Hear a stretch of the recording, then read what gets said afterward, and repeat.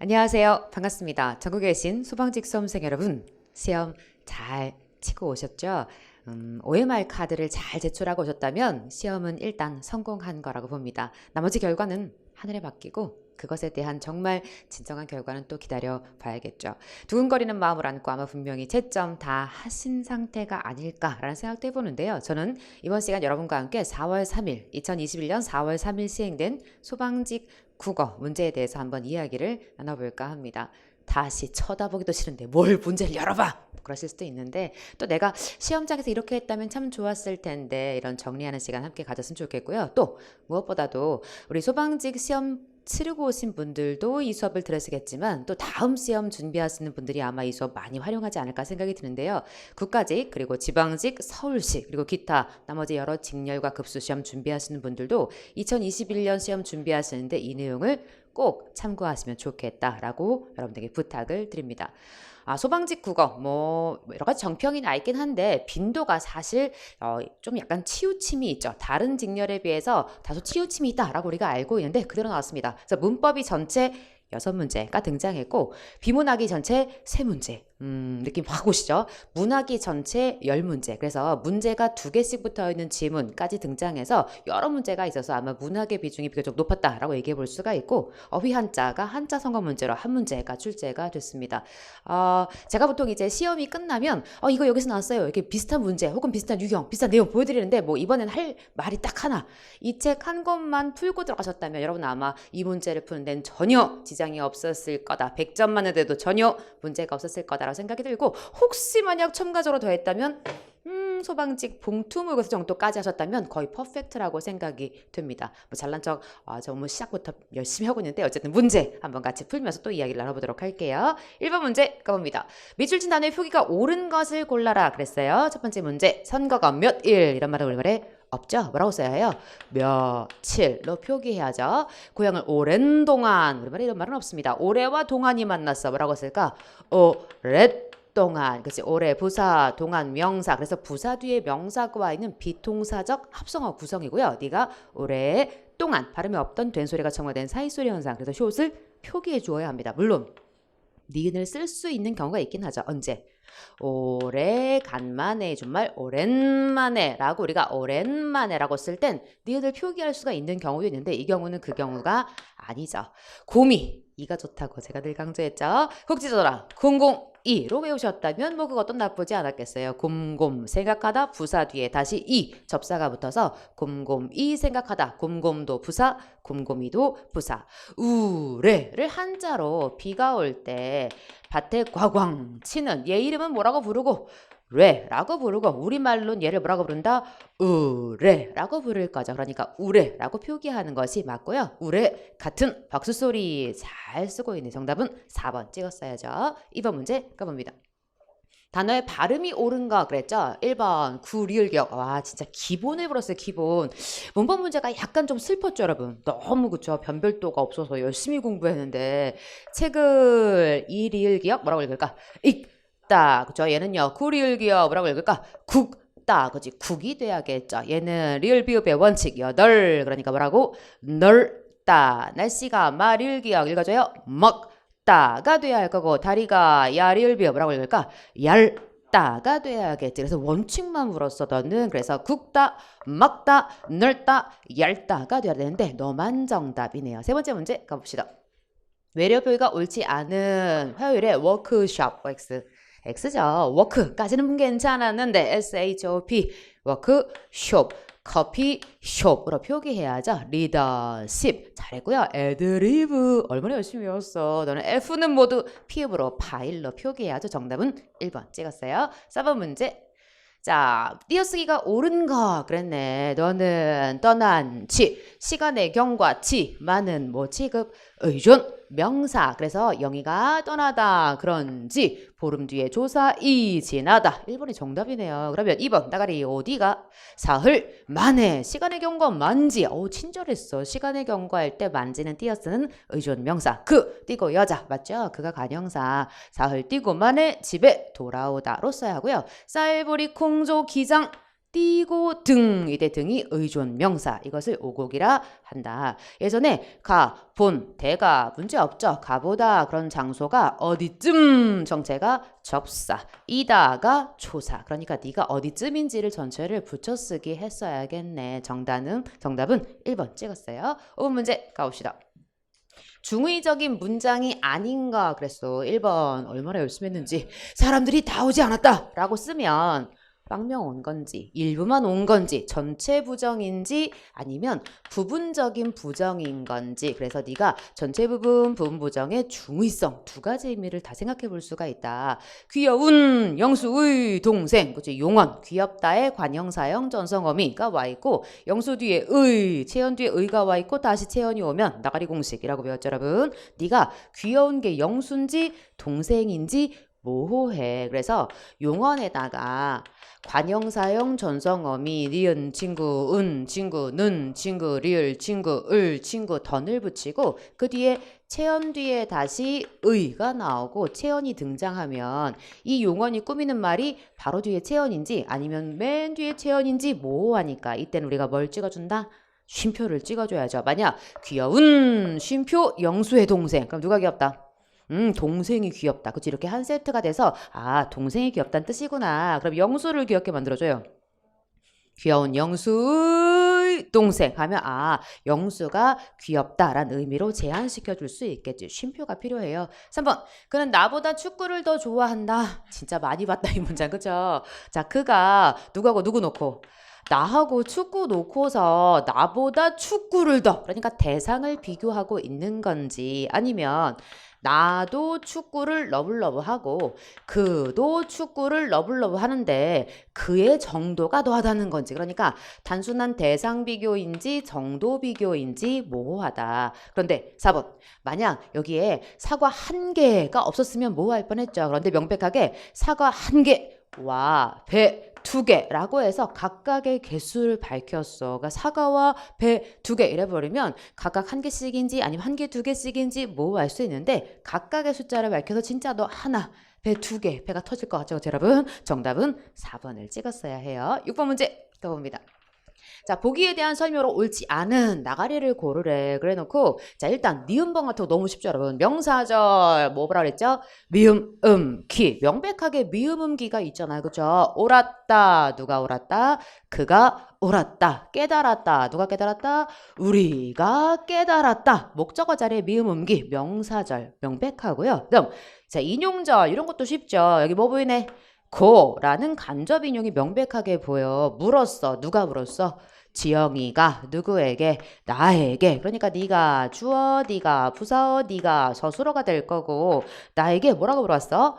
너라는 주어가 생겼던 거죠. 네가 너 어디를 가냐 라고 해서 네가 가다 라는 또 다른 주어 또 다른 수어가 있고 간접 인용 그래서 큰 따옴표 없이 와 있는 인용절 확실하죠. 그러면 관형절도 명백하잖아. 관형절 관형사형 전성어미 니은 친구, 은 친구, 는 친구, 리을 친구, 을 친구, 던 이 다 자리에 붙어야 해. 본, 보는, 볼, 보던 이런 애가 있어야 되는데 그런 애가 있네 없네? 없어요. 그러니까 아 넌 관형절이 없구나 라고 판별하기가 아주 쉽고요. 들어오다 누가? 강아지가 주어 수러 어떻게 들어왔니? 의미상 소리가 주어 역할을 하고 있고 없다가 서술어 역할을 한다고 볼 수가 있고 이렇게 들어왔어. 들어오다를 꾸미는 무슨 자리구나? 부사어 자리. 명백하게 무슨 절?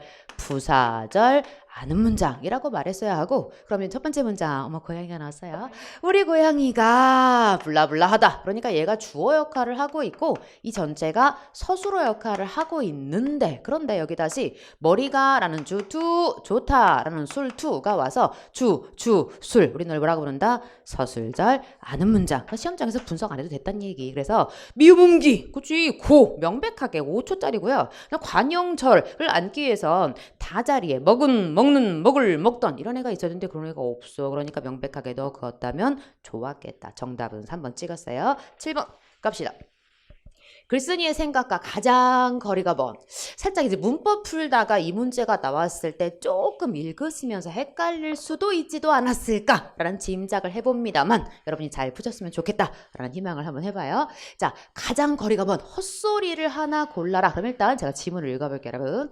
독서를 이처럼 과대 크게 혹은 과소 작게 평가하고 있을 때에도 윌러씨나 마이어씨 할 것 없이 다들 너무 많이 읽는다. 칭찬 같지가 않죠. 너무 많이 읽는다. 약간 욕 같기도 하고 전혀 감동이 없으면서도 다른 일에 비해 시간과 노력을 지나치게 많이 바친다. 약간 까고 있어. 너무 많이 읽어. 너무 많이 시간과 노력을 바치고 있어. 그러면서 어쨌든 책 속에 분명 가치 있는 무언가가, 그치? 가치 있는 무언가가 감추어 있다라고 어렴풋이나마 느끼고 있다는 얘기다. 이들은 책에는 활력과 정신적 고양을 주는 뭔가 숨겨진 힘이 있다고 짐작은 하되 그게 무엇인지를 제대로 알거나 평가할 줄을 모르는 것이다. 그죠? 그러니까 책을 읽을 때는 어떻게 읽어야 돼? 그 안에 뭐가 들어있는지, 그 가치 있는 무엇인지를 알고 평가하면서 읽어야지. 그러니까 내가 이 가치 있는 것 때문에 읽는다. 무슨 얘기냐? 책을 읽을 때 반드시 뭐가 있어야 돼요? 목적. 그것이 무엇인가? 내가 공부하기 위해서 읽는 건지 아니면 뭔가 감동을 받기 위해서 읽는 건지 가치 있는 무언가가 감춰있다 라고 정확히 사실은 모르고 지금 윌러씨, 와이어씨 할 것 없이 너무 많이 읽는다. 까고 있어. 더 나아가서 평가할 줄.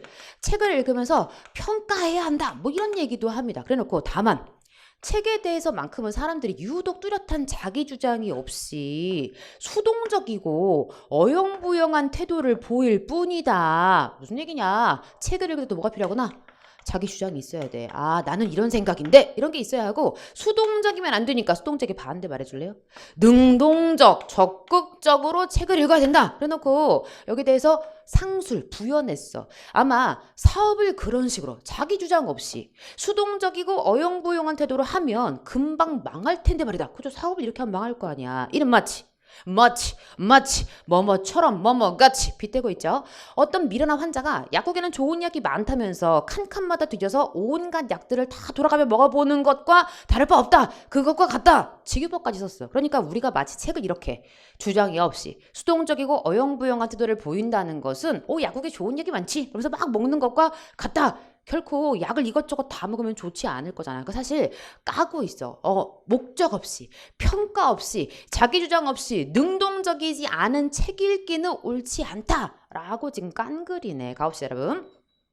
자, 1번 목적 없는 독서를 지향은 많이 하자. 지향은 하지 말자 라고 말했네. 4번 책을 대할 때 수동적인 태도 버려라. 능동적으로 읽어라. 그럼 둘 중 하나. 책을 읽을 때 많은 시간을 들여라. 3번 읽은 책에 대해 평가를 내릴 수 있어야 한다. 거리가 뭔가 몇 번이 이게 2번. 그러니까 무작정 많이 읽는 것에 대해서 까고 있는, 즉 목적이 있어야 한다. 평가할 수 있어야 한다. 자기 주장이 있어야 한다. 능동적으로 읽어라 라고 얘기한 글이었구나. 8번 문제 갑시다.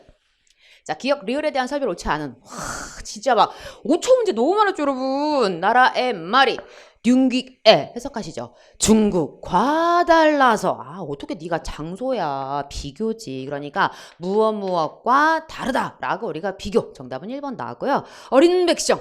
어리석다. 그죠? 어여삐 너는 불쌍하다. 물론 어리석다에서 현대구가 뭐가 되게 나이가 어리다. 우리 얼마나 많이 했어. 그쵸? 어여쁘다. 너는 불쌍하다. 지금은 pretty의 의미로 둘 다 뭐 한 거? 의미가 이동, 의미가 전성 했다고 얘기할 거죠. 날로 쏘매. 와, 이거 하나 수준이 있었다. 다만 뭐 답이 아니라서 그치? 쏨에다가 에 붙였는데 연철에서 쏘매가 된 거죠. 15세기 명사형 전성어미 이 있었거든. 그래서 을 확인할 수 있는. 와우, 4번이 살짝 수준이 있었으나 너무 답이 쉬웠죠. 1번 정답. 9번 문제. 다음 글 읽고 물음에 답하시오 그래놓고 가는 정읍사 백제의 노래를 주었고요. 나는 무엇을 주었느냐? 가시리 어제적 노래 고려 때 노래를 주었어. 9번 10번 문제 확인하고 봅시다. 자, 기억 리을에 대한 의미 해석해라. 나가리 골라라. 그랬고 10번 문제 볼까요? 너는 가와 나에 대한 설명을 옳은 것. 살짝 여러분 주의가 필요했죠? 이렇게 묶었어야 해. 가가 나나 이렇게 묶었어야죠. 그러면 가. 사실 우리가 정읍사를 알고 있기 때문에 뭐 해석을 안 하셔도 충분히 풀지 않았을까 싶은데 대상에 대한 원망과 비판. 원망해봐요. 왜 그랬어? 그치, 비판해봐. 그러지 말았어야지. 난 이렇게 했었어야 돼. 이게 비판이야. 원망하면서 깔 수 있거든요. 그러니까 이런 내용이 담긴 노래가 아니잖아요. 시장 간 남편을 기다린단 말이야. 여기 원망과 비판이라고 말하기가 되게 애매하고요. 더불어 가는 떠난 인과의 대화를 통해 아니 지금 남편이 시장 가서 다르게 빌고 있거든. 멀리 비춰주세요. 그러면서 내가 가는 이 길, 당신이 돌아오는 이 길, 우리가 함께 가는 길이 저물까 두렵습니다. 뭐 이렇게 끝나는데 혼잣말인 듯 대화라는 말을 해서 굉장히 어색하다 했어야 하고 고려가요 몇 음보.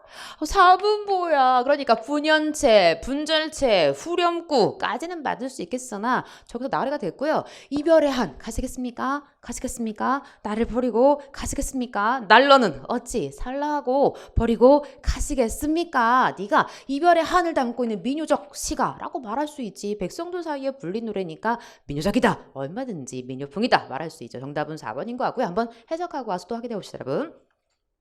자, 가시 달림이시여 달하 그죠? 하 높이 목격조사 높이 굼 강세 높이 떠오르셔서 머리굼 역시 강세 멀리 비춰주세요. 어기야 어강돌이 다롱들이 노래와 전혀 관련 없는 후렴구가 붙어있는 걸로 보아서 네가 후대에 기록되면서 붙은 후렴구구나. 쥐어제 시장에 내어다 가계신가요? 증대를 드디울시라 증대 그러니까 아마 정말 진땅이라고 우리가 해석해 볼 수가 있고 질척질척한 땅 뭔가 위협이 있는 도둑 강도의 위협이 있는 곳이라고도 해석해 볼 수가 있고 아내가 생각할 때 남자가 가는 진땅 위협이 있는 곳 또 하나 있잖아. 그죠? 여자가 나오는 곳 뭔가 어떤 그런 술집 뭐 이런 데를 디디실까봐 땅을 디디실까봐 리얼쉐라 두렵습니다. 그래놓고 어그야 어강돌이 역시 후렴구 어느이다 놓고시라 들고 계신 짐을 어디든 내려놓으시지요. 어기야 역시 후렴구가 붙었고요. 내가 가는 그곳이 점거라쉐라 저물까 두렵습니다. 내가 가는 이 당신을 마중 나가는 이 길 그러니까 마중길로도 해볼 수가 있고 그다음 당신이 돌아오는 길이라고도 우리가 얘기해 볼 수가 있고 만약 앞서 봤던 이 증대라는 곳이 여기 너는 술집 뭐 이랬다면 당신이 다른 여자한테 유혹당해서 우리의 인생길이 저물까 두렵습니다. 뭐 다양한 해석까지 가능하다. 열심히 연습을 했네. 그랬더니 정말 이런 일차원적인 문제를 물었어요, 여러분. 자, 9번 문제 가봅시다. 자, 기억이 멀리라는 의미 맞았어요. 맞아요. 웬 전쟁터야. 말도 안 되는 선택지. 시작이잖아. 2번 찍었어야 하고요. 내려놓으십시오. 저물까 두렵습니다. 그러면 우리 두 번째 작품 보고 올게요. 나 작품 한번 가봅시다.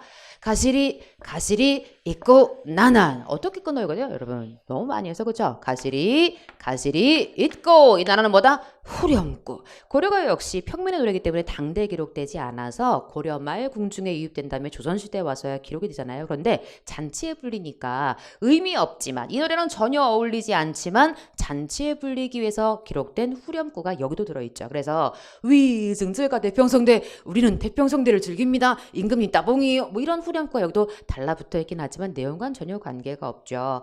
버리고 가시겠습니까? 나난 역시 후렴구. 날로는 어디 살라하고 난 어떻게 살라고 버리고 가시겠습니까? 잡사와 두월이 만한한 잡아두고 싶지만은 선하면 아니 올세라 마음이 서운하시면 아니 올까 두려워서 리올세라 여기도 보이네요. 뭐뭐 할까? 두렵습니다. 의구여금이죠. 셔로님 보내 암론이 가시난다 또셔 오셔셔 내 마음 서럽지만 내 마음을 희생합니다.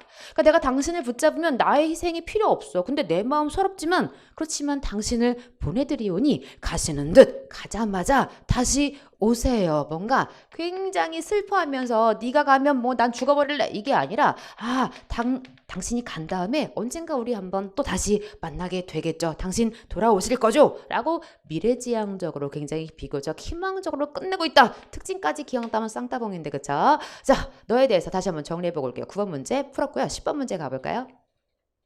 소개하기를 가가상에 대한 원망과 비판 확인할 수 없었고요. 또는 인과의 대화가 아니라 혼자 독백제였고요. 삼음보 분연체 이별의 한 지금 가시는 님한테 가시겠습니까? 날로 어디 살라고 가시겠습니까? 잡숴 두고 싶지만 서운하면 다시 오지 않을까봐 두려워서 그래서 가시는 님 보내옵나니 가자마자 다시 오세요 라고 노래하고 있는 작품. 11번 문제 건너갑니다. 자, 11번, 12번 조금 낯선 시였지만 충분히 풀 수 있는 그죠? 항상 제가 낯선 시 나올 수 있다 라고 말씀드렸죠. 그래서 우리가 열심히 연습했기 때문에 충분히 여러분 아마 커버하시지 않았을까 생각이 들어요. 나희덕의 그 복숭아 나무 곁으로라는 시를 줘서 우리한테 문제를 불렀어요. 11번 문제부터 확인하죠. 너는 일상적 주제를 형상화하겠다. 그러니까 일상적 소재인지, 그래서 그게 주제랑 관련되는지 확인해라. 2번 역설. 내용상의 모순이 있는지 확인해라. 그리고 그 역설적 표현을 통해 하나 더 줬어요. 자기를 까야 돼요. 난 왜 이따위일까? 라는 내용으로 뭔가 연결이 되는지 확인해라. 그다음 세 번째, 사람의 내면 세계를 자연물에 비유해서 표현하고 있는지. 네 번째, 경어체. 이런 거 제일 쉽게 확인할 수 있잖아요. 그러니까 뭔가 높임말을 써서, 존댓말을 써서 고백적인 태도를 나타내고 있는지 확인해라 라고 했고, 12번 가볼까요? 기억, 리을. 우리가 읽으면서 다이렉트 한번 확인을 해보도록 할게요. 가봅시다. 너무도 여러 겹의 마음을 가진 그 복숭아 나무 곁으로 나는 왠지 가까이 가고 싶지 않았습니다. 그러니까 이제 시를 시작할 때 제목부터가 사실은 그 복숭아 나무 곁으로라고 얘기를 해서 일단 나무를 등장시켜서 뭔가 비유하겠구나 라고 우리가 생각을 해볼 수가 있고, 이렇게 얘기를 했어요. 너무도 여러 겹의 마음을 가진, 마음이래. 여러 겹의 마음이래.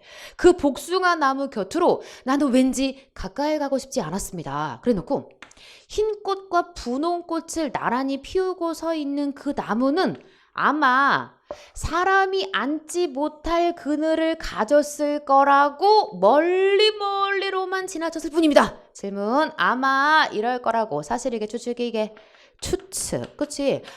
그러니까 왜 우리도 사람을 두고서 추측하잖아. 야, 쟨 저럴 거야. 쟨 저럴 거야. 선입견. 그쵸? 우리가 먼저 판단하잖아요. 지금 나무를 두고, 그러니까 사람을 빗대서 말한 거야. 저 사람 아마 여러 마음 가졌을 거야. 왠지 제가 겉으로보니까 흰 꽃도 있고 분홍 꽃도 있다. 야, 어떻게 흰 꽃이면 흰 꽃이고 분홍 꽃이면 분홍 꽃이 이걸 같이 가지고 있는 거야? 라고 하면서 제 사람이 앉지 못할 그늘 가졌을 거야. 라고 하면서 어떤 사람을 멀리 피했구나. 그런데 흰 꽃과 분홍 꽃 사이에 수천의 빛깔이 있다는 것을 나는 그 나무를 보고 멀리서 깨달았어. 눈부셔. 갑자기 눈부신 그 순간에 수천의 빛깔이 있구나 라는 걸 깨달았대.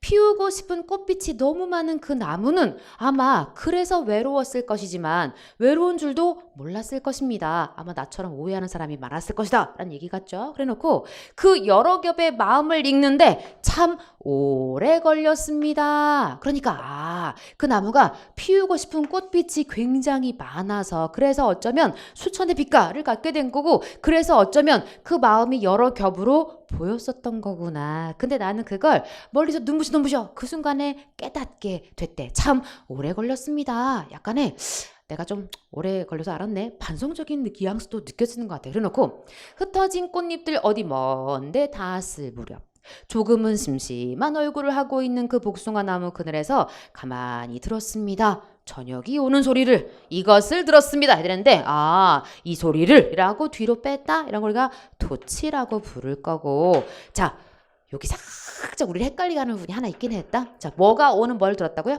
저녁이 오는 소리를 들었대. 자, 저녁이 왔다는 걸 여러분 어떻게 감지하세요? 소리를 듣고 감지해? 와, 오늘 소리를 들어보니까 저녁이 왔구나. 소리를 들어보니까 아침이 왔구나. 이렇게 감지해요? 물론 뭐 아침 같은 경우 새소리를 듣는 경우가 덜어 있긴 하지만 저녁을 어떻게 우리가 귀로 감지해? 저녁은 눈으로 감지할 거잖아. 그죠? 근데 그 저녁이 오는 소리를 들었다라고 말했다? 그럼 여러분 소개하세요. 여러분 저녁에 오는 소리를 듣지 않죠? 실제로는 존재할 수 없어. 넌 뭐가 있는 거? 감각의 전이. 그 내용의 모순이 아니라 감각의 전이가 있어. 무엇과? 시각의 청각화라는 공감각이 마지막에 존재하긴 했어요. 더불어 뭐라고 얘기했느냐? 조금은 심심한 얼굴. 질문. 항상 밑줄은 앞뒤에 너의 힌트가 있어요. 왜 나무가 심심하게 찾아줘요? 그렇지. 꽃잎이 다 떨어진 거예요. 그러니까 내가 오해했었어. 막 여러 겹. 야, 쟤 색깔 여러 개인데 좀 약간 여러 겹의 마음이 여러 개이네 아니야? 그래서 뭔가 그늘도 가지지 못한 그런 존재 아니야? 라고 오해했었는데 나는 너무나 오래 걸려서 그 빛깔이 다 떨어진 다음에야 그와 아마 친하게 됐나 봐. 그런데 뭐라고 설명하느냐? 흩어진 꽃잎들 다 어딘가 닿았을 무렵 조금은 심심한, 그래서 그 얼굴을 하고 있는 그 복숭아 나무 그늘에서. 질문. 어디로 왔네요? 그늘로 왔어. 그러니까 멀리 있다가 뭔가 가까워진 느낌 받았어요? 그러니까 나 그 그늘 뭔가 사람을 쉴 수 있게 하는 데가 아니야 라고 판단했었는데 그 그늘에 와서 들었어. 저녁이 오는 소리를. 그와 마지막에 친해진 것 같아요. 그러니까 이 나무 자체가 사람을 지금 빗대고 있구나. 내가 처음에 얘랑 이게 되게 오해했어. 얘 좀 이상하다고 생각해서 안 친하게 지냈는데 나중에 얘랑 되게 친해졌어. 그 얘기를 지금 나무를 빗대서 한 얘기한 그런 시네요. 11번 문제 가볼까요? 일상적 소재 맞죠 여러분? 4번 경어체. 자 경어체 확인해봐.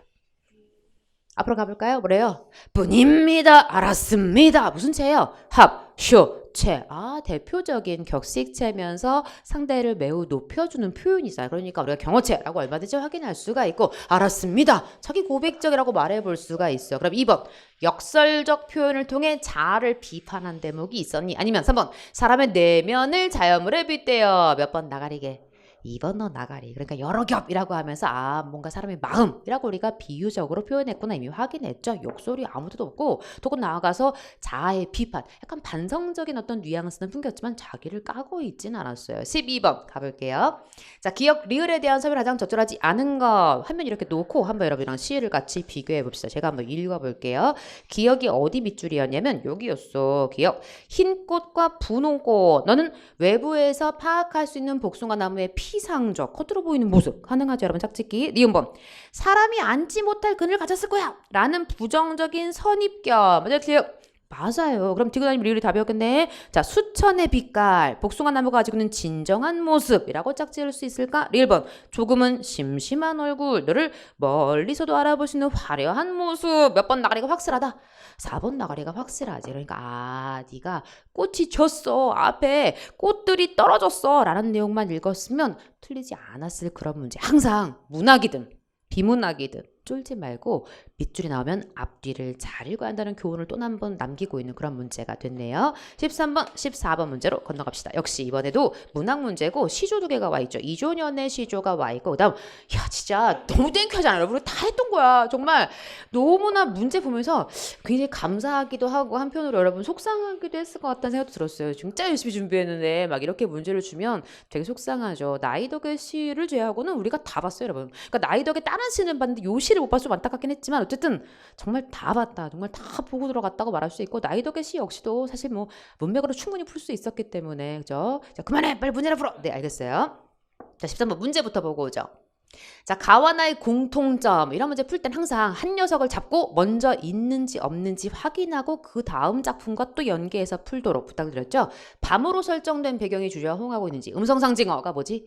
의성어, 의태어 이런 걸 타용해서 뭔가 생동감, 진짜 같은 느낌. 그러니까 핵심은 이거 있는지 확인해라. 세 번째, 색채 대비 하얗고 파랗든가 빨갛고 파랗든가 뭐 이런 게 나와줘야 색채 대비라고 얘기해 볼 수가 있겠죠. 그렇다면 감각적 형상화라고 말할 수 있을 테니까 이쪽이 포인트가 아니라 이쪽이 포인트. 그러니까 색채가 대비되면 뭔가 우리한테 눈으로 볼 수 있게 뭔가 얘기한 거니까 우리는 색채 대비만 확인하면 되고 4번 감정이입해서 그러니까 감정이입이 있고 여기 조건 하나 더 있죠. 자연 친화적 나는 자연이다 난 자연 너무 좋아 뭐 이런 대목에 감정이입이 있는지 확인하라는 문제를 줬고요. 14번 문제 자 기억 리을 역시 해석이니까 풀면서도 확인해 볼게요. 가봅시다. 첫 작품부터 같이 보죠.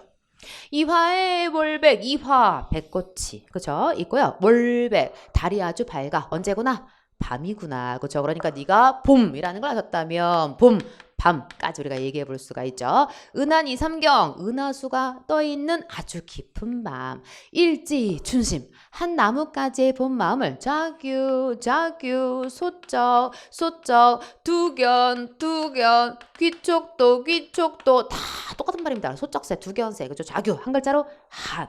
이 한의 마음을 네가 알려마는 다정도 병인 양하여 마음의 감정이 넘치는 게 병이 된 것 같아. 그래서 잠 못 들어하노라. 봄밤에 마음이 말랑말랑하고 잠이 안 와. 그죠? 봄밤에 애상감이라고 아예 주제도 거의 외우다시피 했다. 그쵸 여러분? 자 나시죠 가볼게요.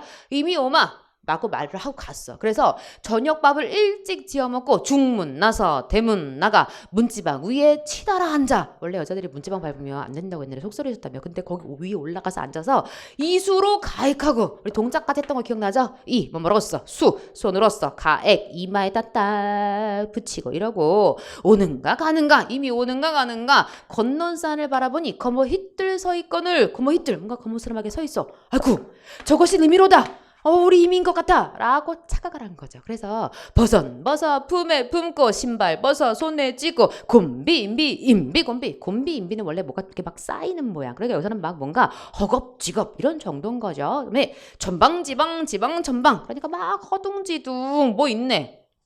음성상징어 있다고 볼 수가 있죠. 진데 마른데 가리지 않고 진땅 마른 땅. 야, 친절도 해라. 정읍사에서도 진땅 진대를 드디어 오셔라. 여기도 진땅 두 번 나와요. 그래서 마른 땅의 반대 진곳 마른 곳 가리지 않고 워렁충창 대놓고 이제 우리가 음성상징어 못 알아들었을까봐 워렁충창 우당탕탕 그죠? 의성어까지 한번 주고 건너가서 정옛말 사랑해요 하려 하고 견눈을 흘낏 보니 어머 상년 7월 열사흘날 깎아먹긴 주추리 3대. 어머 내가 이민 줄 알았던 건 주추리 3대였어. 살뜰이도 날 이런 거 많이 물어봤는데 그쵸? 살뜰이도 날 속였다. 알뜰이도 날 속였다. 그러니까 액면가는 알뜰하다 칭찬하고 근데 실제로는 뭐 한 거? 얄미워. 그쵸? 그러니까 겉뜻은 야 너 참 알뜰하다. 근데 속뜻은 얄밉다의 뜻이야. 너 참 얄밉다. 어떻게 나 이렇게 속이냐? 이렇게 알뜰하게 속여먹냐? 라는 뜻이거든. 이거 뭐죠 여러분? 겉뜻과 속뜻이 반대. 반어법 있네. 그래놓고 마지막 모쳐라 마침 밤일시망정 언제라고? 밤이기에 망정이지 행여 내가 낮에 이렇게 막 벗어 품에 들고 신발 벗어 손에 쥐고 막 우당탕탕 이렇게 뛰었으면 남 우일 뻔 다른 사람의 웃길 뻔 비웃음 당할 뻔 했구나라고 낮이었다면 야 나는 좀 망신당할 뻔했어 망신 멍멍이 망신 뭐 이러고 있는 중이잖아 여러분. 자 그러면 문제 가볼게요. 자연물의 감정이입에서 난 자연이다. 둘 다 없죠. 본범의 애상감. 그다음에 색채 대비도 둘 다 색깔이라고 말할 만한 대목이 없어요. 음성상징어는 어디 나왔네?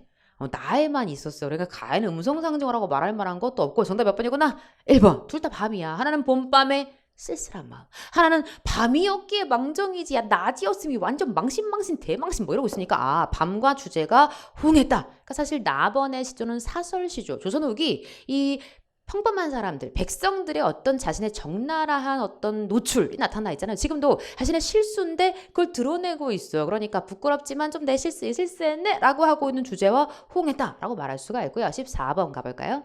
자, 기억 리을의 설명. 두기현세가 알겠느냐마는 양손을 반갑게 흔들고 도대체 해석하다 이 부분이 어느 부분에 나왔어? 그죠? 이수로 가액하고 이거잖아. 이게 어디 양손을 흔들어. 정답은 2번을 찍어줘야겠죠. 진건 마른 것 가리지 않고 아주 땡큐하게 해석해놨고 남을 웃길 뻔했다. 아주 명백하죠. 15번 갑니다.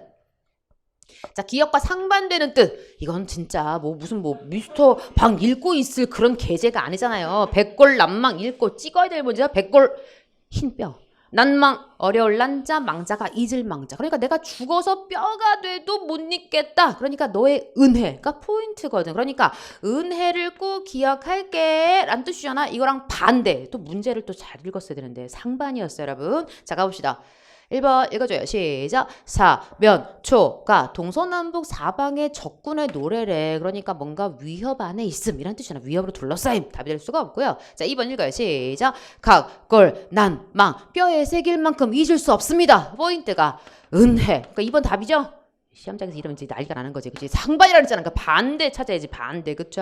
3번 읽어요. 시작. 9, 4, 1, 생. 9번 죽다가 마지막에 겨우겨우 살았다. 라는 뜻이잖아. 너하고도 전혀 관계가 없고요. 읽어봐. 시작. 배은, 망덕. 배은, 은혜를 배반하다. 망덕. 입은 덕을 까먹다의 뜻이거든. 그러니까 은혜의 반대는 배은. 은혜를 배신해야 될 거 아니야. 정답 몇 번 찍어요? 4번을 찍어야겠지. 그래서 상반만 잘 읽었으면 이것만 실수 안 했으면 이 문제는 크게 어려운 문제가 아니었을 거라고 봅니다. 16번 갑니다. 자 16번 17번은 비문학 문제 지문이 와 있고요. 16번 문제부터 볼까요? 자 밑글의 서술 전개 방식을 가장 적절하게 그랬으니까 안 읽고 풀게요. 17번 가볼까요? 자 밑글에 전달하는 내용으로 가장 둘 다 땡큐. 그러니까 지문 읽고 잘 생각하고 와서 풀어라 라고 우리한테 제시했네. 그럼 갑시다. 왼손잡이인지 오른손잡이인지 아이가 태어난 순간 알아볼 수 있다고 뭐래? 상상해보자. 그러니까 시작부터 진짜야 가정이야.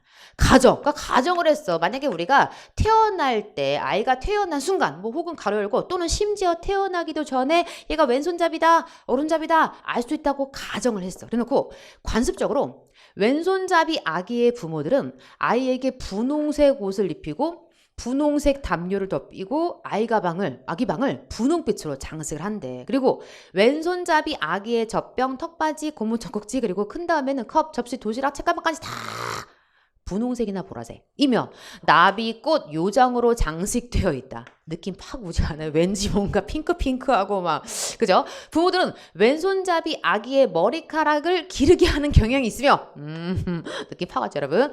머리카락이 너무 짧을 때는 애가 머리가 안 자랐을 때 왜 나는 사람들이 왜 이렇게 여자가 아닌 줄 알고 그러면 좀 그러니까 뭐 꼽아줘 여러분. 머리핀이나 리본 무슨 얘기 같아요 여러분? 여자 얘기하는 것 같지 않아요? 그러니까 왼손잡이라는 말을 썼지만 쭉 여자 얘기하는 것 같아. 그래놓고 반면에 오른손잡이 아기들은 분홍색 옷을 입을 일이 없다. 분홍색 장신구나 장난감을 가질 일도 없다. 자, 오른손잡이 아기들에게는 파란색이 인기 있는 색상.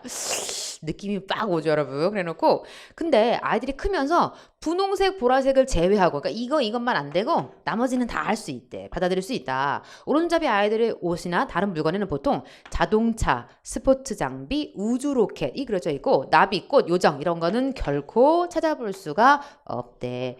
오른손잡이들의 머리카락은 일반적으로 짧게 안 길러. 일반적으로 장발을 엄마가 글쎄 단발 정도 허락하나 유지되고 장신구로 예쁘게 꾸미는 일은 매우 드물다. 왠지 그치 남자 냄새가 좀 폴폴 났다면 정말 잘 읽은 건데 그죠? 시험자 너무 급하게 읽지만 않았으면 계속 가볼까요? 그래놓고 한 사회에서 아주 어린 아이들조차 금세 오른손잡이 왼손잡이라는 두 부류의 사람들이 있다는 걸 뭐해? 배워. 그러니까 한 사회에서 아주 어린 아이들조차 금세 니네는 달라라고 뭐 시켜? 학습을 시켜. 그치? 옷과 머리 모양 같은 표시를 사용해서 그 두 부류의 아이들과 어른들을 구분하는데 금방 능숙해진다. 계속 애들의 반복 학습. 원래 복습이 짱이거든. 저도 복습! 저도 복습! 그래서 복습이 짱이잖아 여러분. 또한 이런 구분에 대해서 너무나 호들갑을 떨고 안 돼! 야, 너는 핑크 안 돼! 야, 너는 블루 안 돼! 야! 막 이러면서 막 엄마가 호들갑을 떨고 강조하기 때문에 아이들은 오른손잡이나 왼손잡이냐에 따라서 무언가 근본적으로 중요한 거, 이건 되게 중요한 건가 봐. 라고 여기게 될 가능성이 크다. 그러니까 아이들한테 반복시켜, 중요하다고 학습시켜, 계속 학습을 하는 거죠.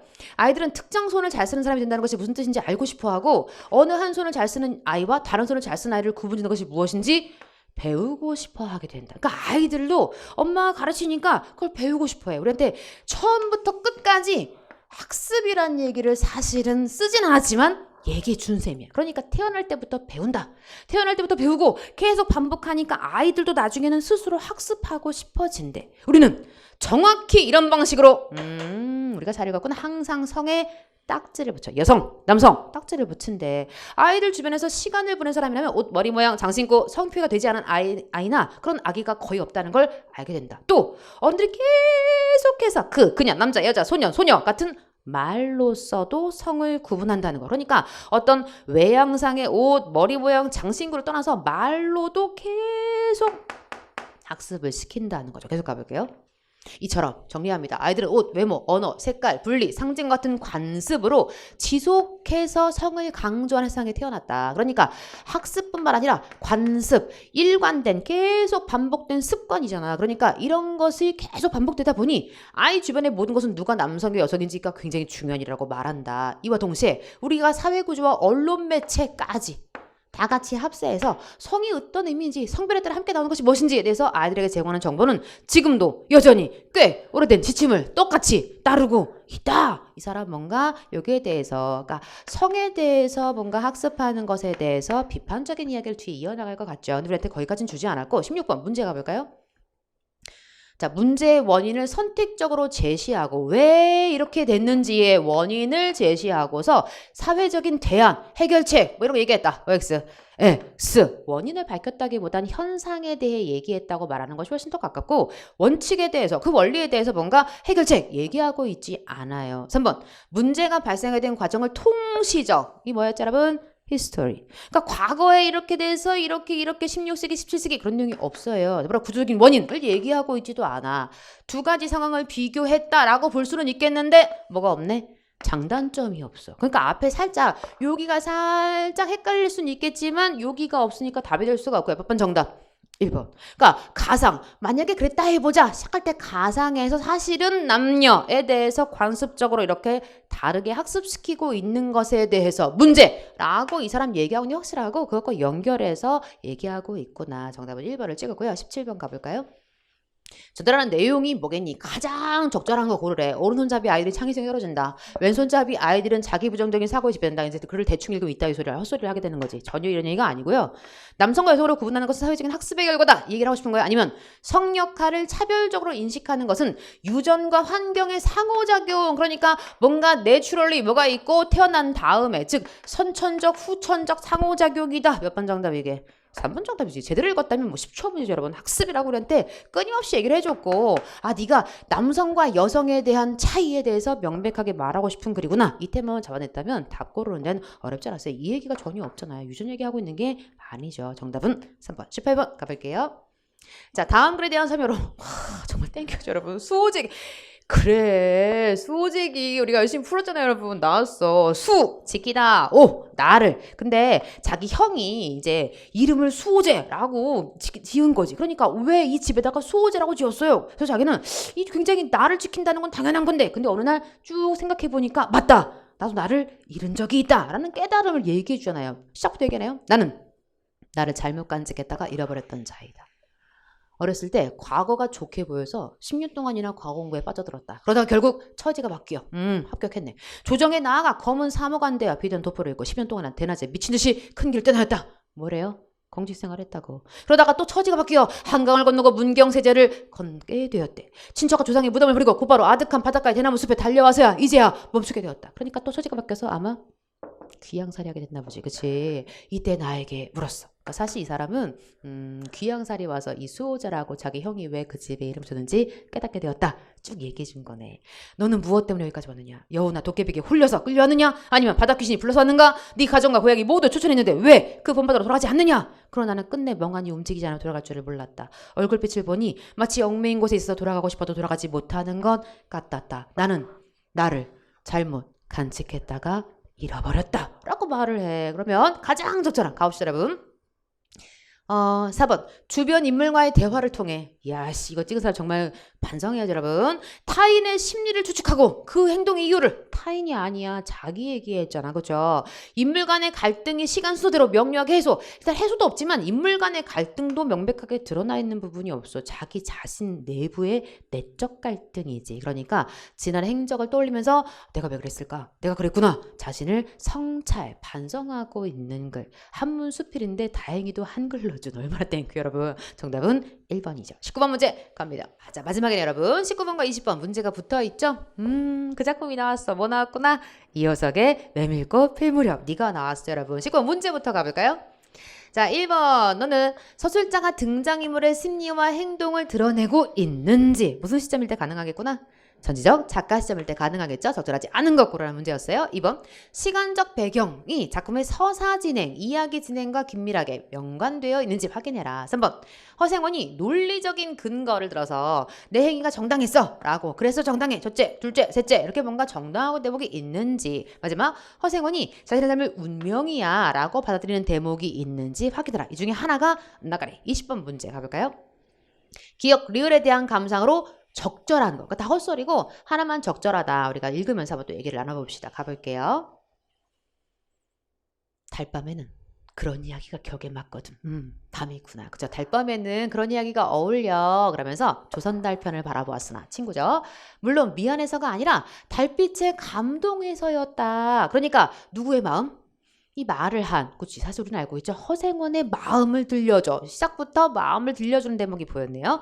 이지는 늦었으나 보름을 갓 지난 달은 부드러운 빛을 흡으시 흘리고 있어. 대화까지는 시심리의 밤길. 고개를 둘이나 넘고 개울을 하나 건너고 벌판과 산길을 걸어야 되는데 길은 지금 산허리에 걸려있다. 밤중을 지난 무렵인지 죽은 듯이 고요한 속에서 짐승 같은 달의 숨소리가 손에 잡힐 듯이 들리고 콩포기와 옥수수 잎새가 한층 달에 푸르게 젖어 있고 하늘 위로 온통 맨밀밭이어서 피기 시작한 꽃이 소금을 뿌린 듯이 흐뭇한 햇빛에 숨이 막힐 지경이고 붉은 대궁이 향기같이 애잔하고 나귀들의 걸음도 시원하고 길이 좁은 까닭에 세 사람은 나귀를 타고 외줄로 이렇게 세 사람이 나귀를 타고서 이렇게 가고 있네요. 방울소리가 시원스럽게 딸랑딸랑 메밀밭계로 흘러간다. 소리가 흘러간대. 그치, 이상하지, 그치. 소리는 귀로 감지, 청각, 흘러간다는 뭐라 보지? 눈으로 볼 거 아니야. 또 뭐죠? 시각, 무엇에 뭐와? 청각의 시각화. 그치, 너 공감각이 살짝 등장했구나. 저 공감각 정도 여러분이 보셨을 것 같고요. 앞장선 허생원의 이야기가 맨 뒤에선 그러니까 동이가 맨 뒤에 있었구나. 확적히 확실하게는 안 들렸지만 뭐 동이는 동이 나름대로 제멋에 그냥 뭔가 개운한 제멋에 적적하지 않게 느꼈다. 동이의 마음도 읽어주네. 세 사람 조선달 허생원 동이 등장했고요. 나가 없네. 그리고 마음 다 읽었죠. 시점이 전지적 작가 시점. 물론 3인칭 전지적 작가 시점이 되겠죠. 계속 가볼까요? 장선 꼭 이런 날 밤이었네. 과거의 이야기를 들려주네요. 객주집 토방. 자, 객주집.